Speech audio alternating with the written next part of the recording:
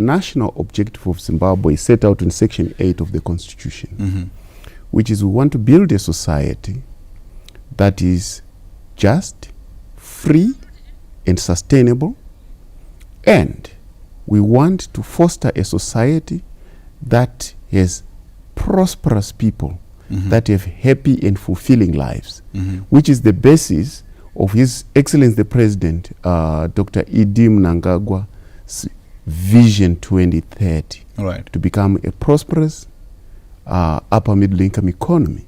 So the prosperity is a constitutional imperative.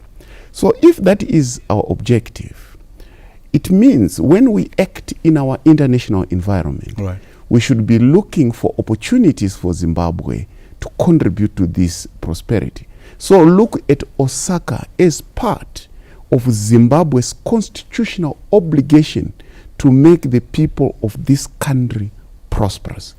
And in the Second Republic, His Excellency the President has made it a point that Zimbabwe's image abroad, Zimbabwe's trade, Zimbabwe's economy grows so that we achieve that national objective that is set out in Section 8 of the Constitution.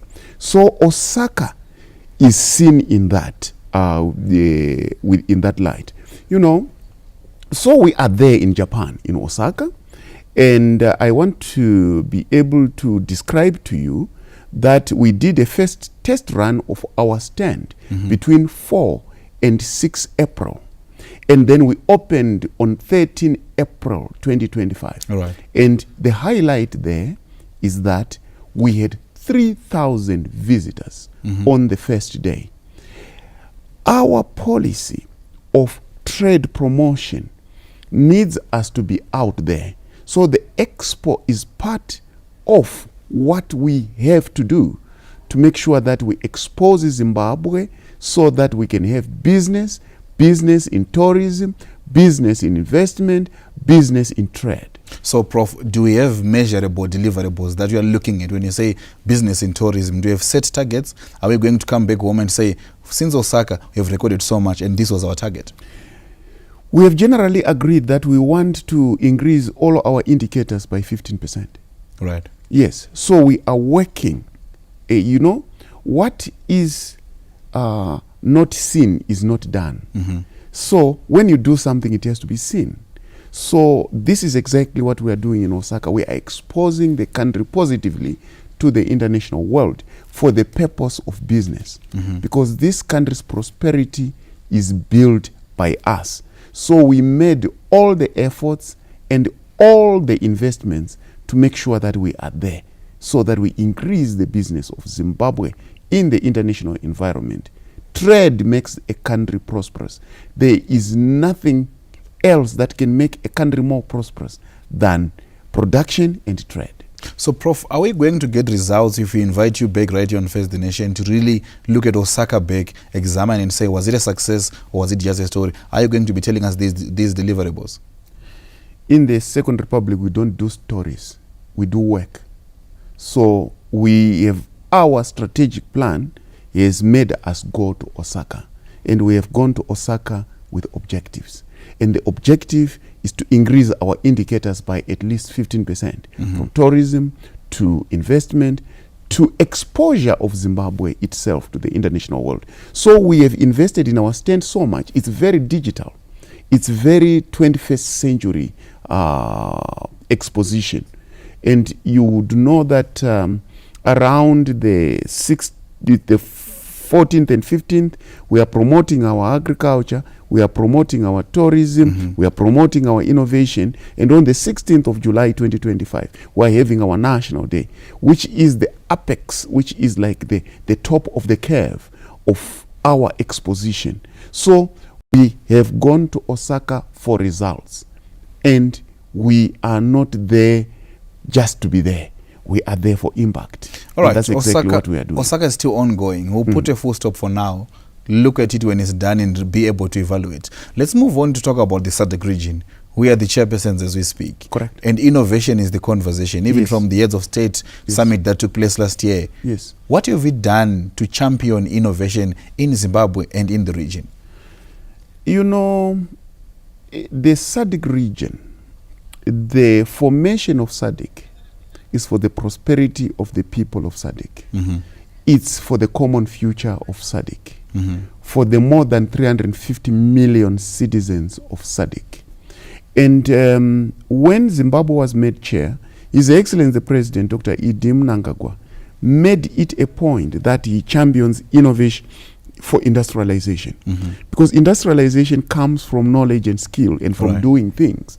Because things don't just appear from the sky. Things are created through innovation, through skills, basically through education, and then industrialization to fulfill the basic human needs that include food, that include access to water, that include access to communication, that include access to healthcare, that include access to sleep itself, that includes access to innovative methods of living. In other words, the purpose of SADC is to make sure that if I say things which are good are positive, then I say food plus, water plus, industrial infrastructure plus, sleep plus, health plus. We all want them to be in the positive.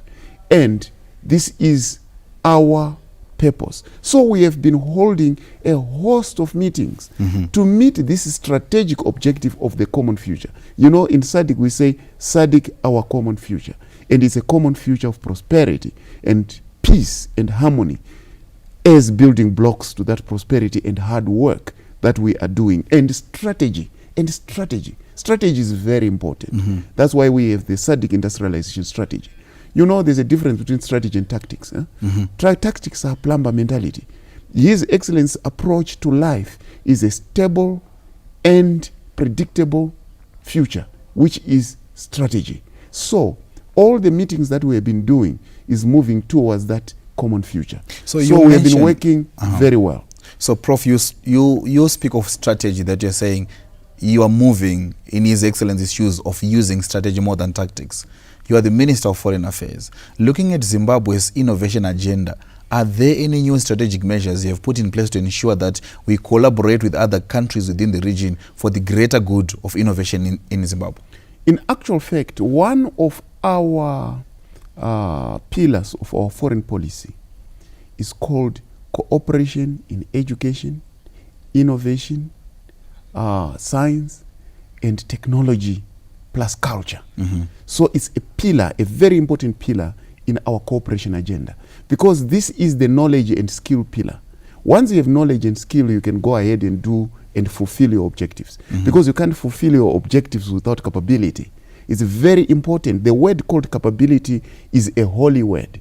It's a key word in the development agenda, because you can't be what you don't know. You can't be what you can't do. So the industry, the production to give us food, to give us water, through the food through agriculture, water, to give us infrastructure, everything is knowledge-based. We do have the world as we know it today. It's a reflection of our knowledge and our skill. Therefore, cooperation in this area. That's why His Excellency the President, the chairperson of SADC, put it that innovation for industrialization is the main theme, because it is through that lifeblood that our common future is assured, which is a common future of prosperity. All right, let's move on, Prof, to talk about security. For us to be able to thrive the manner that you're saying, surely the region must be very peaceful and must be very secure. What is the current situation in the DRC? What can you tell us regarding the conflicts that have been happening over time? You know, and I go again to the issue of SADC, our common future of prosperity, where when we want food, we have it. When we want water, we have it. When we want infrastructure, we have it. Excellent infrastructure. When we want health, we have it. That common future. That common future can only be pursued when in an environment of peace and tranquility. And peace and tranquility is strived for. Yes, we have been, one of the things that His Excellency the President, the chairperson of SADC, Dr. Idim Mnangagwa, has been focused on is to make sure that the mechanisms are triggered to ensure peace and tranquility in the Eastern DRC. We have had a series of meetings, and one of the biggest innovations that His Excellency, as the chairperson of SADC, has made is to make sure that we involve even the East African community in the peaceful processes or peace-building processes of the DRC, and including the African Union. So we have done the SADC, and we did, for the first time, 2 regions met in Tanzania, His Excellency the President leading the SADC bloc to discuss peace in the DRC.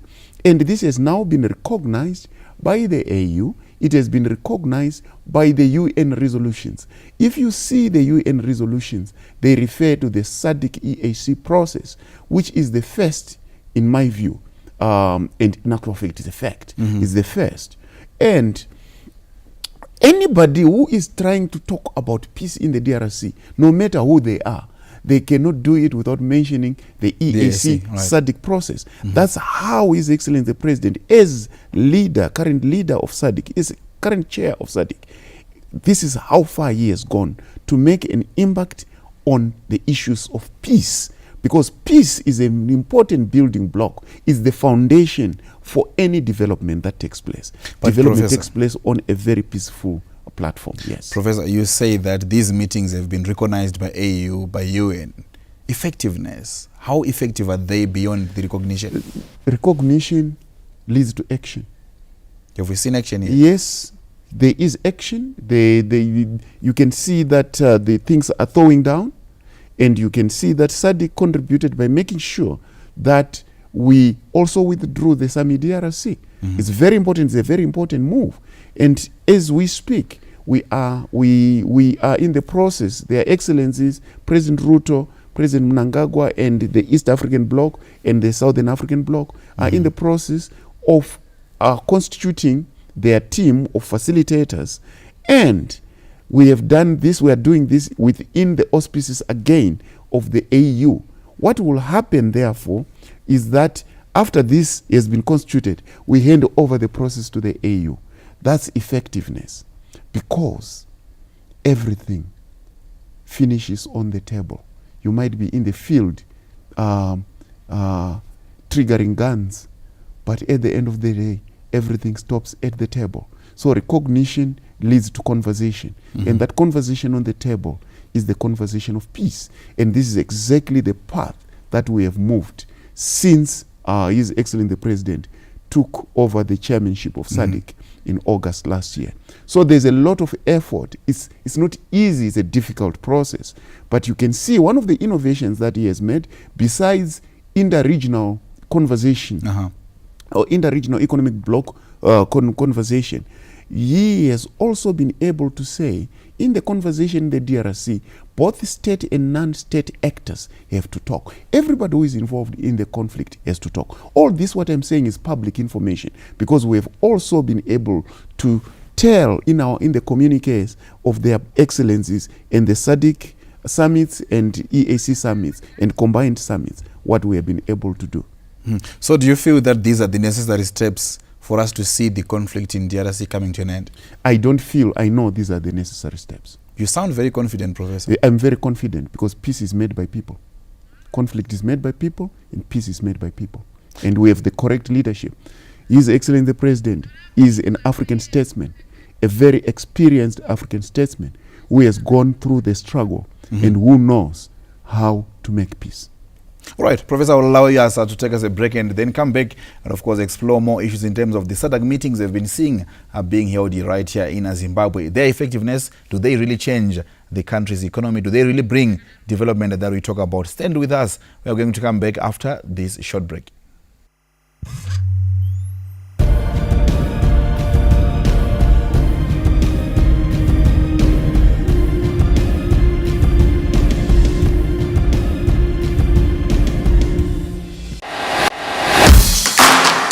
It's match day 16 in the Castle Lager Premier Soccer League. The mighty Dynamos continue their stuttering start to the season. Will they change their fortunes as they clash with the Miracle Boys? Find out this Thursday live on ZBC TV at 1500 hours as Dynamos Football Club host Yarda Football Club at Rufaro Stadium. Only on ZBC TV.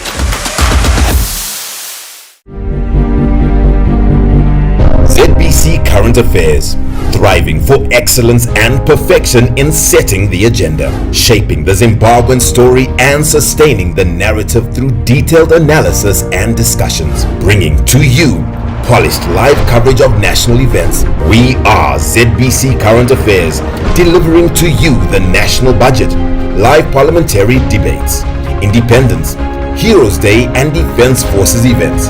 We bring you insightful documentaries, special programs, and thought-provoking debates. ZBC Current Affairs. We are definitely Zimbabwean, telling an accurate, balanced, and unfettered Zimbabwean story.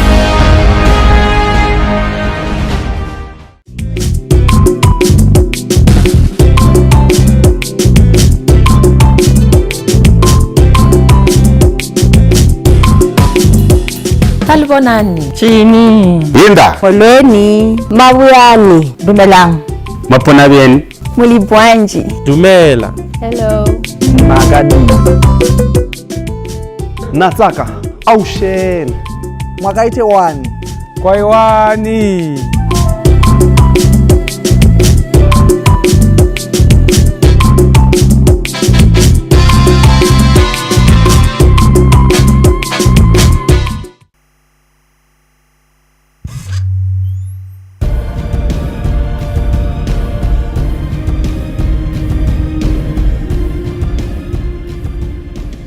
Thank you so much for staying with us right here on Face the Nation as we speak to Professor Amon Murwira, the Minister of Foreign Affairs and International Trade, as we get to explore and find out in terms of what has been done on that front to ensure that the country will constantly develop and will eventually achieve the upper middle income economy by 2030.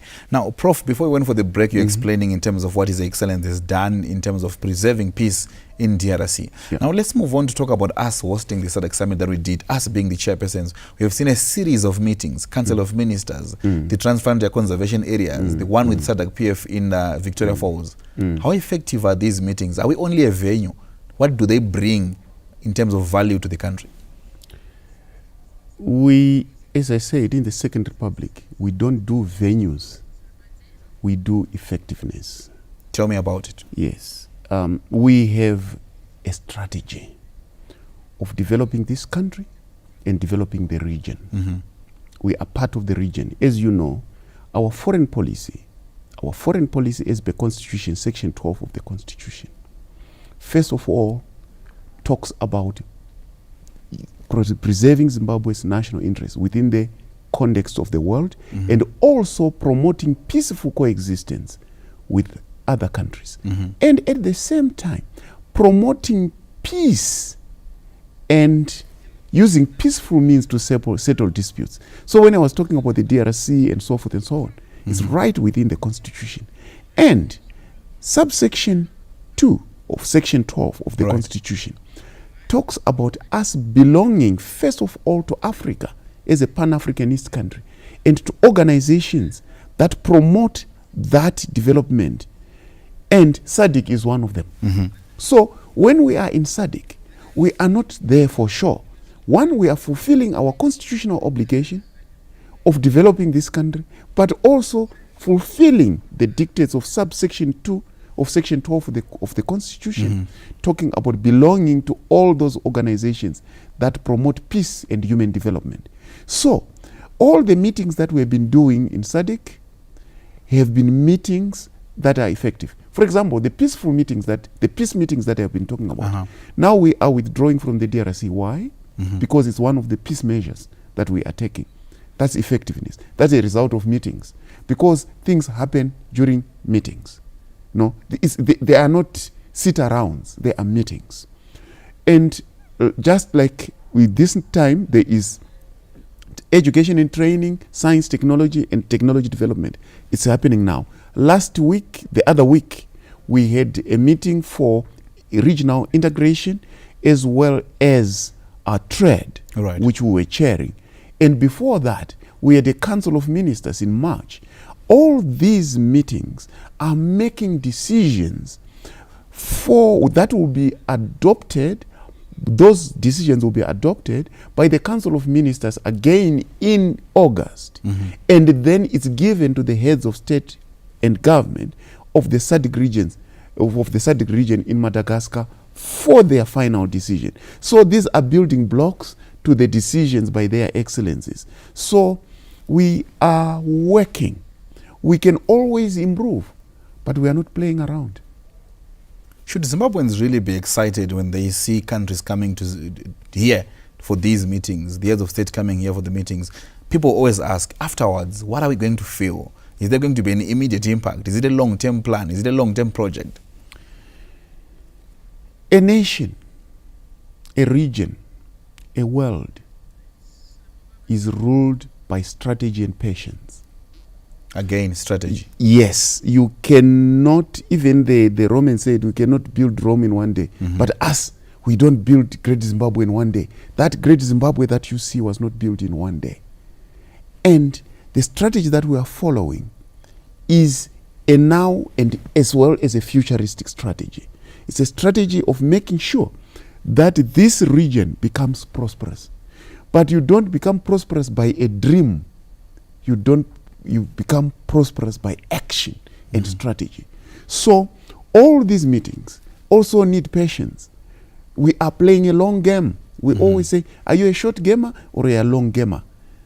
We believe we are long gamers, and we know for sure the character of our president, His Excellency the President, the chairperson of SADC, is a long gamer. We look beyond the wall. Right. And we say we'll do this thing, and its effect will be there even beyond our lives. That's good. So that's exactly what we are doing. Results are going to come because there's logic in what we are doing, because there's a future in what we are doing. Bringing tranquil to the region, bringing an economic strategy to the region, the SADC regional fund that we are starting in order to fund our processes so that we are sovereign and independent, and also the SADC industrialization strategy that we are driving through innovation. All these issues are issues of regional integration. The infrastructure, you can see that now we have got SAPCO, the Southern African Power Pool. Our electricity is interlinked. Our roads will interlink, and we will do trade amongst ourselves, which is currently low. We are trading more with outside than within ourselves. So we are trying to up that percentage from 18% going upwards. That's why we are talking about our trade protocols that have to be ratified. So we are really working. But you know, working starts with sitting on the table and strategizing and then following up on the ground. But at the same time, it's a long game.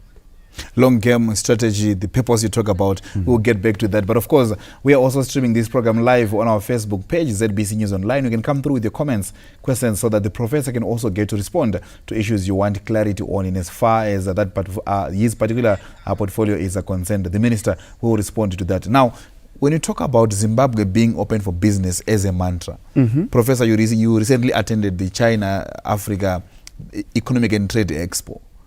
How key is it and how functional is it in terms of developing trade between China and Zimbabwe, to be specific? First of all, I want to say that His Excellency the President, in February of this year, declared a doctrine of Zimbabwe's foreign relations and trade relations, our doctrine. And the mantra, which you call mantra, is actually our doctrine of we are open for business. What it means is that we have to do business within ourselves and with outsiders, which is trade, in order to move ourselves to an upper middle income economy. And as I said, the constitutional dictate of making the people of this country free and live in a free, just society that is prosperous and where they live happy and fulfilling lives in Section 8 of the Constitution. This has to be fulfilled. And His Excellency did his vision based on this, you understand? So our visit to China, and during the FOCAC, which is Forum for China-Africa Cooperation, it was a very important occasion to open avenues for business for Zimbabwe. You know that Chinese investment in Zimbabwe is very high. You talk about Dinson Steel, talk about the industrial park in Byte Bridge, talk about the work that we have done on Kariba, talk about the work that we have done on Wange 7 and 8, talk about the work that we have done in Parliament. His Excellency has been able to lure Chinese investment in business and friendship in order for us to be able to work on all these things. So for us, China is a very strategic country. But we were there as Africa and Africa, China. And some people sometimes will say, oh, the whole of Africa and China. Right. China has got 1.4 billion people. Africa has got 1.4 billion people. So it's a game of numbers. It's a game of numbers because people are numbers. And we constitute almost half, or maybe slightly more than half of the world's population. So this, and Africa is African Union, and we are united. And then we interface with China as a big country, biggest developing country, they call themselves. It's very developed, but they call them big developing country, and us as Africa. So we are working together. And us as Zimbabwe, we have got a 5-star ironclad relationship with China. So it's very important for us to continue making sure that we nurture and strengthen that relationship. And that relationship is found in trade, in business. So when we were there, we also held not only an expo, Right. we also held a China-Zimbabwe Business Forum on the sidelines with more than 100 companies that are interested in doing business with Zimbabwe. And we made our case there, and we had our officials, we had Minister of Mines there, we had Minister of Health there. Yes, of course, we through our embassies, we had also our business people who attended that meeting. So we are seriously saying Zimbabwe is open for business. Right.